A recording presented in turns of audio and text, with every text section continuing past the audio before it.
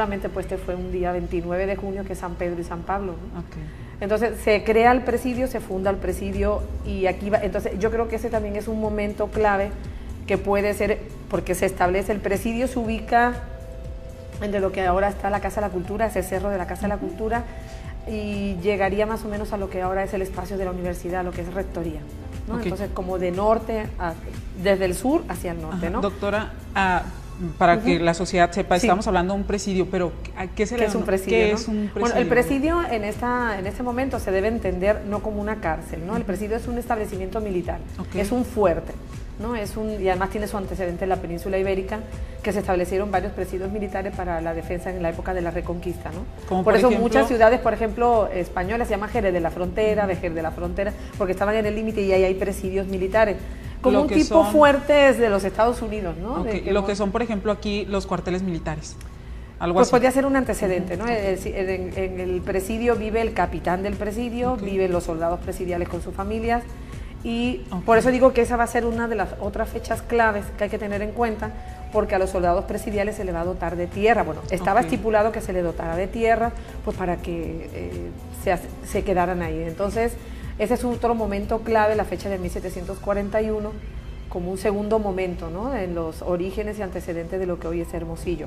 El presidio de 1741 va a estar en este lugar ubicado hasta 1748.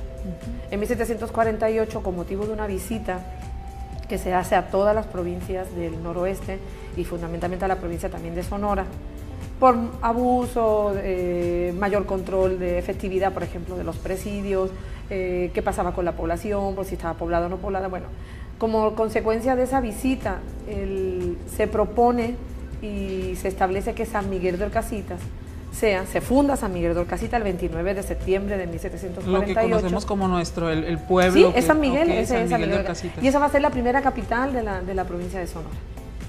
Antes no había capitales. Esa fue la primera capital de la provincia de Sonora, y ahí se trasladan el poder religioso, el poder militar, que estaba asentado en San Pedro de la Conquista del Pitic, y el poder, podemos decir, político, que estaba antes en San Juan Bautista de Sonora, cerca a Cumpas, más o menos por esos linderos, ¿no? Por esa zona, que ahí estaba el alcalde mayor, y aquí se establece se establece el gobernador, ¿no? Que para aquel momento era era Ortiz Parrilla, ¿no? Porque antes había sido Agustín de Vildósola. Agustín de Vildósola es destituido en 1748 y hay un interinato mientras ahí, y se nombra Ortiz Parrilla, ¿no? Entonces el presidio se traslada, el presidio de San Pedro de la Conquista se traslada a San Miguel de Orcasitas, pero eso no quiere decir que esto se despueble, es decir, ya había población civil entre lo que hoy conocemos como Villa de Ceris. Aquí se crea una acequia, se aprovecha el río Sonora, que en ese momento pues llevaba agua, y entonces bueno, hay pues población que se va a quedar aquí, ¿no? Y la otra fecha importante que hay que tener en cuenta es la de 1783. De nuevo, la dotación militar que estaba en San Miguel de Orcasitas se regresa a lo que hoy es Hermosillo, pero se sigue llamando San Pedro de la Conquista del Pitic. En 1783 hay un primer cambio, ya no es San Pedro, ya no va a ser el presidio de San Pedro de la Conquista, sino va a ser la villa del Pitic, y eso lo que le otorga pues, una serie de privilegios, de una serie de infraestructuras, obviamente de una serie de recursos que van a venir desde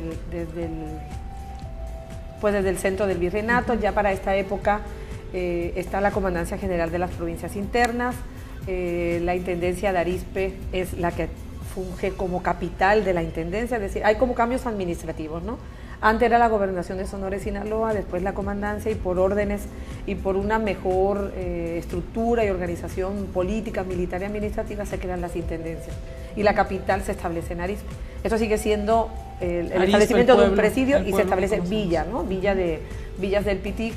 Entonces yo digo que esos son los tres, desde mi punto de vista, y lo que yo considero, yo creo que esos son los tres momentos claves que hay que tener en cuenta como origen y como antecedente de lo que hoy es Hermosillo. De lo que hoy es nuestra capital, Hermosillo. A ver, y aquí hay una inquietud que tengo. Usted es originaria de Sevilla, España. Sí. ¿Qué la lleva, antes de seguir con el tema, qué la lleva a, usted estando en España, qué la lleva a investigar acerca de nuestro país, de nuestro estado y ahora pues de nuestra ciudad, ¿no?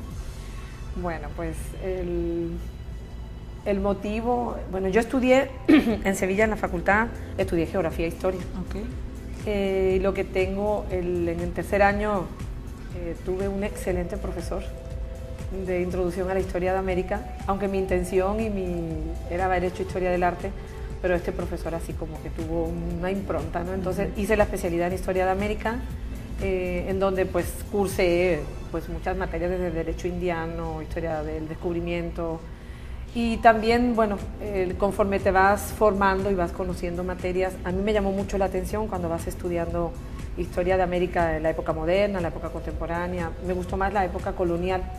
Y sobre todo me llamó la atención lo que se denomina como las áreas marginales, ¿no? Las áreas limítrofes, las áreas fronterizas, en donde el control no era igual que en el centro del virreinato, había otro tipo de problemas, otro tipo de población. Se hablaba de zonas, una zona que todavía tiene mucho de mítica, de legendaria, ¿no? La zona del noroeste, desde que se expande desde el centro del virreinato, es la ciudad de Cibola, de Quíbora, de las 7 ciudades, de las Amazonas, de Montañas de Oro. Por ejemplo, el nombre de Sonora es una palabra de origen ópata, ¿no? Que significa hoja de maíz, pero también otra versión de Sonora es porque en los documentos aparecía, bueno, otra de las versiones es una transformación que hacen los naturales que no pueden pronunciar bien señora, ¿no? Dedicado a la Virgen, y se quedó como Senora, Sonora, y de ahí los españoles decían, bueno, de ahí, ese es el nombre con el que se define esta región, Sonora. Pero también muchas veces en los documentos aparecen es que Sonora era el tintinear de los metales, ¿no? Sonora estaba llena de metales y de oro y de plata por todos lados, entonces eso sonaba, ¿no? Es una de los vocablos del nombre Sonora también, ¿no? Entonces, bueno, ese fue el motivo.